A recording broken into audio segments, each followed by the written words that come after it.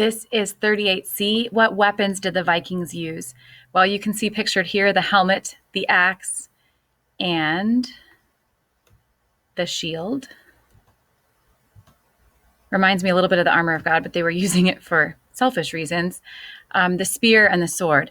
So blacksmiths would make their weapons, and they would also make jewelry. The metal was heated up and banged into shape, and plunging it into cold water right afterward strengthened it, kind of that shock to the system. So that's kind of cool. Sometimes perhaps shocks to our system strengthen us. I think there's a lot of metaphors in our everyday life with materials that God has given us. So where else did they go? We did talk about how they were the first Europeans to reach North America. Eric the Red founded a settlement on Greenland.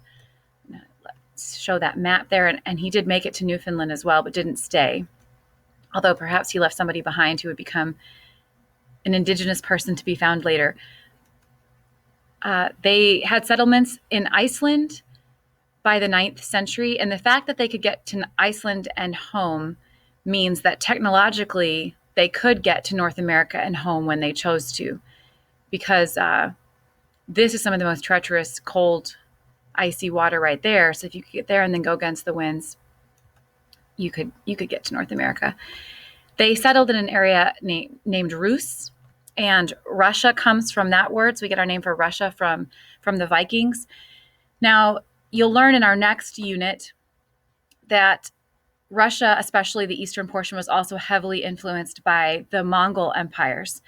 With the combination of the Mongol empires, the original Slavic peoples living in Russia who had Byzantine influence, and then the Vikings, that combination, you get the massive empire that is Russia in history.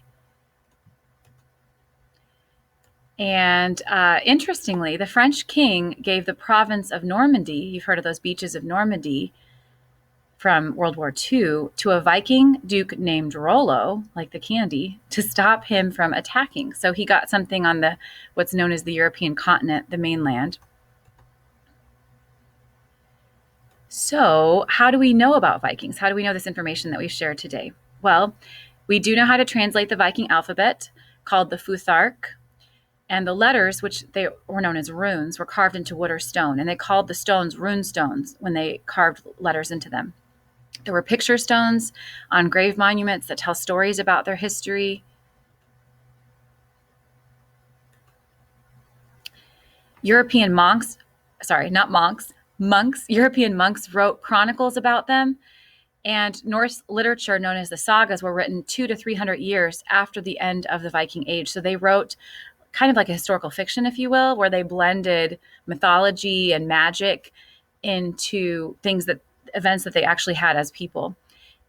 Someone who's very fascinated by Norse mythology, actually two guys who were friends, J.R.R. Tolkien and C.S. Lewis, loved Norse mythology and worked some of it into their, in a way you could call it Christian fan fiction or mythology of where there are metaphors for the real spiritual world that they use in their created universes of Middle Earth, etc., and also Narnia. If you want to watch Narnia, there's some Viking mythology in there, and I will give you extra credit for this class, but you have to watch it this year. Archaeology and excavations, Viking money has been discovered, so we know a little bit about their trade. 3 new things we learned today. Please write that in your notes, and we'll discuss that after lecture. Now we're going to move to England because it kind of dovetails nicely with the Vikings. They both influence each other.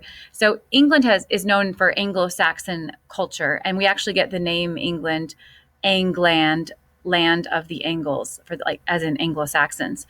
Alfred the Great rules England from 871 to 899. He's one of the first notable leaders of England, and he turns back the Vikings, so he gets respect from the English people of the day. You have a Danish king, so actually a Scandinavian king, Canute, who has both Anglo-Saxon and Viking ancestry. Canute rules in 1016. 1042, a descendant of Alfred, Edward the Confessor, rules England with that kind of name, most likely a Christian leader. And he dies in 1066 with no heir. History with no heir leaves a vacuum. There's going to be a power struggle. There may be a battle. That's what you know, the struggle for the English throne. 2 claimants, Harold Godwinson